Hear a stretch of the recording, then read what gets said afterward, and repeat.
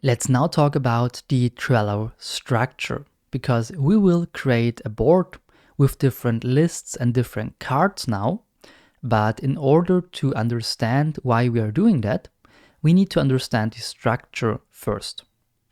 So in Trello, you have a workspace. You can also create several other workspaces, but let's keep it now with one.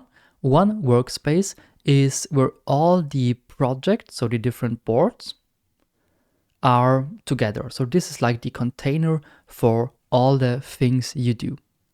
For example, I have a marketing agency. I will create a workspace for that agency maybe, and then have several boards for different clients.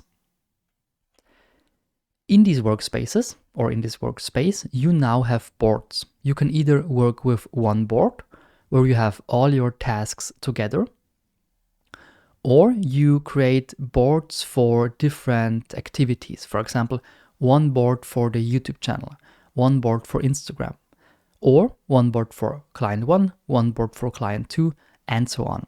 So how you do that, that's up to you. But in the end, you can really map down the different clients or projects in boards. So one board is basically one project or sub-project. Inside of these boards, you have lists. And that is now the Kanban way to do something. Because here, for example, in board 1, for customer 1, I would have the to-dos, in doing, and the things I did, so done. And then I have some tasks here, and I simply drag and drop things from my to-do list to doing, so the things I'm currently really doing. And then when I finish them, into the last row, into the last list, which is done.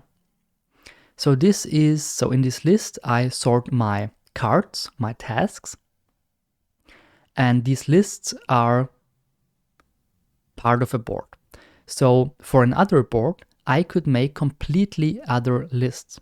I could also make only one list with only to do, or only to do and done, or 10 different lists with to do today, to do this week, to do this month, and so on. Or I simply have weird names. For example, list 1, list 2, list 3. Yeah, so that's up to you.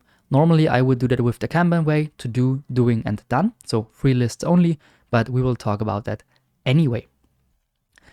In these lists, as I told you, you have some cards, and cards are the real tasks. So one card is one task, can be a bigger task, like for example, creating a video course, or smaller tasks like create video 1, create video 2, create video 3, and so on. So this could be also a separated card, or you kind of sum it up, but that's also up to you. Normally you have all the to-dos you have as a card, as a separated card. You can assign the cards to team members, you can label them, so categorize them, you can upload some attachments like pictures and videos, comment the cards, write descriptions, and so on and so on.